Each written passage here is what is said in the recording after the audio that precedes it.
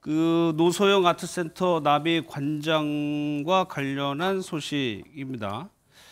뭐 굉장히 천문학적인 소송 액수로 화제가 됐었는데 이번에는 또 다른 돈 얘기가 나왔다고 하는데 과거 영상부터 좀 보도록 하겠습니다. 공감 능력 제로입니다. 사람을 찾아보지 않고 저는 일만 봤습니다. 저하고 아주 반대인 사람을 만났었습니다. 그 사람은 돈 이런 건 전혀 관심이 없고 어떻게 저 사람은 나하고 이렇게 반대일까? 그래서 그때부터는 새로운 생각을 해보기로 했습니다. 안내 말씀드리겠습니다. 저희 SK그룹 최태원 회장님께서 개인적인 일로 국민들께 걱정과 심려를 끼쳐드린 점 사과드립니다. 재산 분할에 관련돼서 객관적이고 좀 명백한 오류가 발견되었습니다. 저뿐만 아니라 SK그룹의 구성원 모두의 명예와 등지가 실추되고 또 훼손되었다고 생각합니다. 노소영 관장이고요. 최태원 회장의 이제 동거인인 김영 이사장입니다. 2023년에 30억 원대 위자료 소송을 해서 1심에서 20억 원을 지급하라고 해서 20억 원이 송금이 됐어요. 그런데 또 오늘 할 얘기는 요 얘기입니다. 2천만 원을 인용했다. 더 받게 됐다. 이거 무슨 얘기입니까? 일단은 이 소송을 하는 데 있어서는 소송 비용이라는 게 들지 않습니까? 예. 가장 대표적인 게 변호사 보수가 되겠죠. 그래서 그러한 비용들, 내가 불필요하게 당신 때문에 이러한 비용을 지출하게 됐고 그 결과 나는 어쨌든 이 소송에서 이겼기 때문에 내가 지출한 소송 비용을 패소자인 당신이 부담해라 라고 하는 취지가 이제 소송 비용 확정 신청인 건데요. 지금 이제 2천만 원이라고 하는 것은 소송 비용을 신청을 해서 2천만 원으로 그 비용이 확정이 됐기 때문에 그거에 대해서 상대방한테 지급할 것을 이제 법원이 명한 그런 상황입니다. 예. 소송 비용 확정 비용이라는 게 2천만 원이 인용이 됐다는 겁니다. 그 내용을 설명을 해 주셨고요. 조 변호사님, 그러면 이게 이 신청을 지난해 9월에 했다고 하던데 지금 4월인데 인용되기까지 꽤 시간이 걸린 것 아니냐는 생각도 드는데요. 예, 맞습니다. 사실상 소송비용 확정 신청을 실무에서 하면 한 달 내지 2달 정도 걸리면 이제 결정이 나옵니다. 근데 이 사건 같은 경우에는 굉장히 그 액수가 크죠. 왜냐하면 20억 자체가 인정이 되고 속가 자체가 30억이었습니다. 굉장히 큰 사건이었기 때문에 이 소송 비용에 대해서도 아마 당사자 간의 의견이 있을 수도 있다. 그리고 이런 부분이 없다라고 하더라도 법원에서 과연 이 비용을 상대방에게 부담시키는 게 맞느냐 이런 부분에 대해서 검토하는 시간이 좀 걸렸을 수도 있고요. 아니면 그 법원 내부적인 여러 가지 인사 이동이라든지 여러 가지 절차 때문에 좀 늦어진 면이 있을 수도 있습니다. 근데 다만 이제 보통의 어떤 소송 비용 확정 신청 절차로서는 조금 늦게 나온 결정이라고 보여지긴 합니다. 소송 비용을 확정할 때 거기에 포함되는 그 것들이 뭐가 있는 거예요? 원칙적으로 이제 소송에 들어간 비용들이 될 텐데요. 우리가 소송에 들어간 모든 비용. 네, 소송을 이제 신청을 하게 되면 인지대 그리고 상대방이 이제 송달을 잘 받을 수 있게 하는 그런 송달료 그리고 속가에 이제 산정이 될 수 있는 속가로 산정이 될 수 있는 변호사 보수 이런 것들이 이제 크게 소송 비용으로 이제 우리가 신청을 할 수 있는 것들입니다. 그리고 만약에 소송에 있어서 감정이라든지 여러 가지 또 절차에 있어서 들어가는 비용이 있으면 그런 비용도 이제 다 소송 비용으로 상대라든지 내가 이제 부담을 해야 되는데 소송이 끝나게 되면 판결문에 소송 비용을 누가 얼마나 부담하라라는 판결이 나오게 됩니다.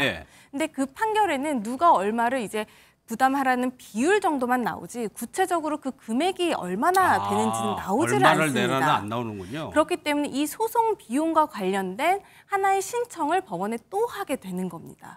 그렇게 해서 소송 비용 확정 신청을 할 때 우리가 그 계산서도 같이 내는데 그 계산서에 인지대가 얼마였고 송달료가 얼마였고 이제 변호사 보수가 이제 법원에서 인정이 될 만한 이 기준표에 의한 보수가 얼마인지를 이제 계산을 해서 내게 되고 그 부분에 대해서 이제 상대방한테도 이게 송달이 되게 되는데 상대방이 만약에 보고 너무 이게 과다하게 청구됐다라고 하면은 그 부분에 대한 이제 반대 의견도 피력을 할 수가 있습니다.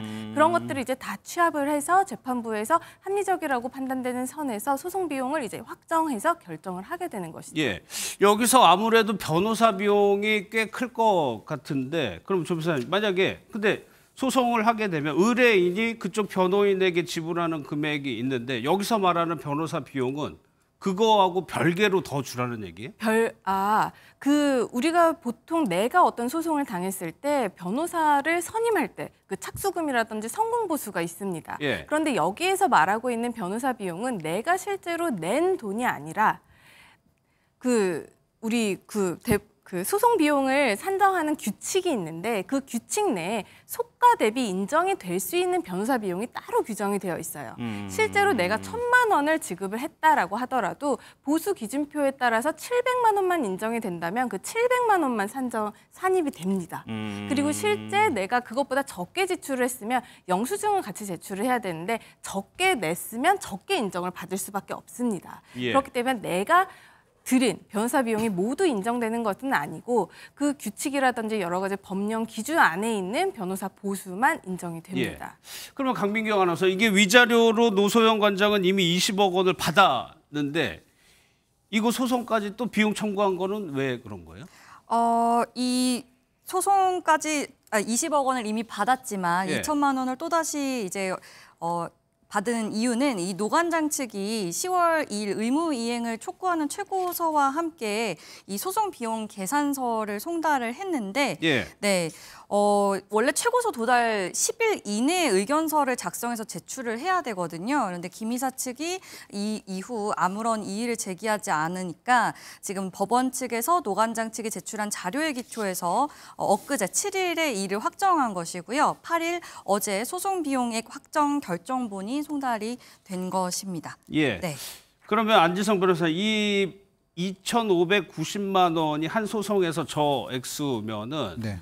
금액이 많은 겁니까? 어느 평균의 뭐 속가 자체가 그렇죠. 컸기 때문에 뭐 비용만 기준으로 한다면 많은 편이죠. 다만 이제 사실 저희 뭐 서초동이나 법조계에서도 이 사건 판결이 워낙에 화두였습니다. 예. 인용 금액 자체가 사실 이혼 소송에서는 거의 뭐 역대급을 찍었던 판결이기 그렇죠. 때문에 예. 그래서 사실 마찬가지로 저희 변호사들 사이에서 뭐 우스갯소리로 과연 그렇다면 이 변호사님께서 받게 되는 성공보수는 얼마일까? 이런 부분들도 사실 저희끼리 상당히 당시에 궁금했었거든요. 굉장히 화제였어요. 맞습니다. 예. 근데 사실은 아까 이제 조 변호사께서 얘기하셨듯이 변호사 비용이라고 하는 것은 착수금과 성공보수 이 두 가지 다 개념을 포괄하는 개념인데 예. 뭐 성공보수를 엄청 많이 받았다 그래서 그걸 다 상대방한테 전가시킬 수는 없겠죠. 그래서 대법원 규칙이 있는 것이고 이른바 뭐 비싼 변호사가 있고 또 뭐 상대적으로 조금 저렴한 변호사가 있을 수 있으니까 예. 그거에 대해서 통상적인 기준을 마련해 놓고 있는 것입니다. 그래서 그 기준만큼만 이제 변호사 보세를 이제 소송 비용에 산입시켜서 청구를 해라라고 예. 하는 취지로 지금 기준을 마련해 놓고 있는 거고요.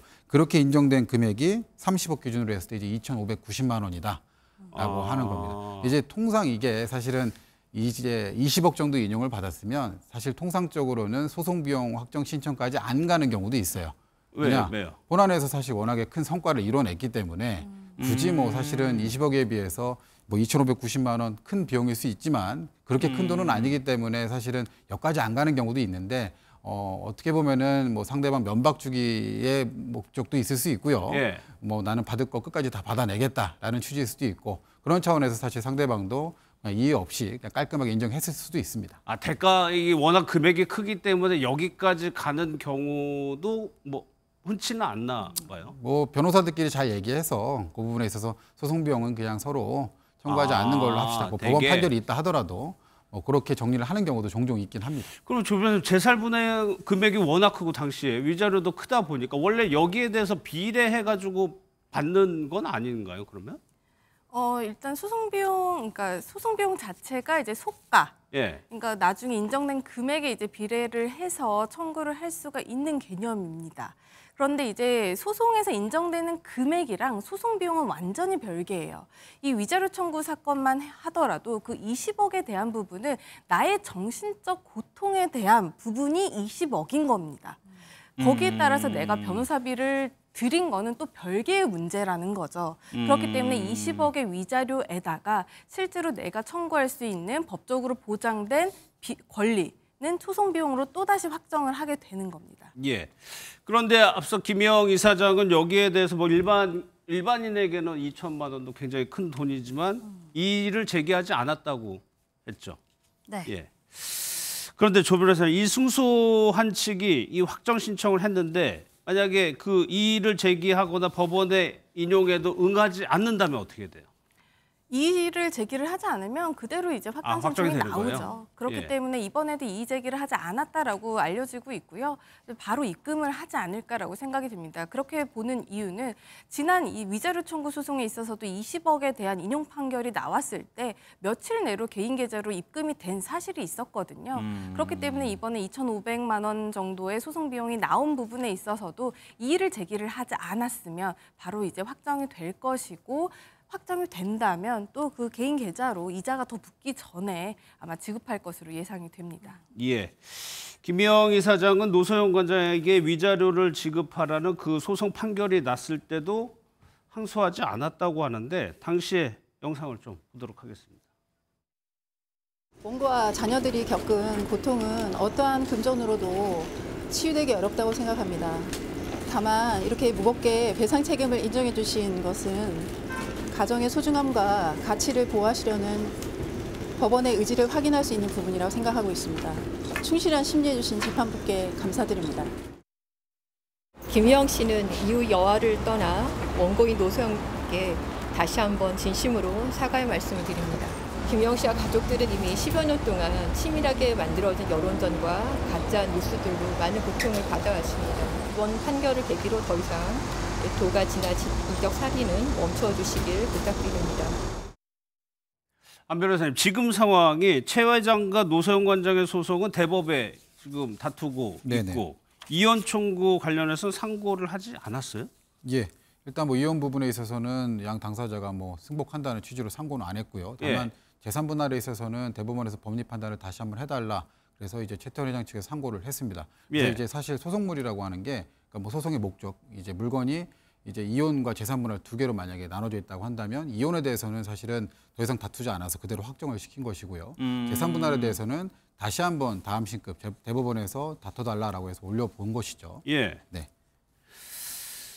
그런데 노소영 관장 측에서는 이 확정 전에 이혼을 먼저 확정한다는 건 좀 가정 파괴 시도의 일환이다. 이런 건 어떤 의미예요? 그러니까 뭐 최태원 회장 측에서는 어차피 이혼에 대해서는 서로 상고하지 않았으니까 확정된 거 아니냐. 그래서 어쨌든 빨리 어떤 법률 관계를 정리하는 측면에서 이혼에 대해서는 빨리빨리 종결을 하자. 그런 차원에서 사실은 확정 증명 신청도 한 것이고요. 사실 어떤 판결이 어떤 대법원에서 뭐 이것은 확정되었습니다라고 딱딱 이렇게 선고를 하지 않아요.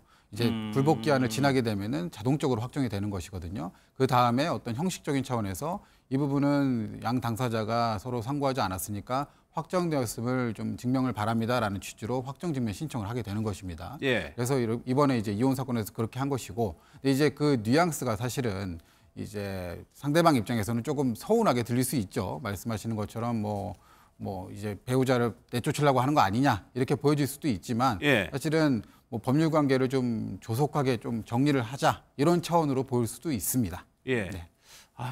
법률적인 용어가 나오니까 좀 어렵긴 하네요.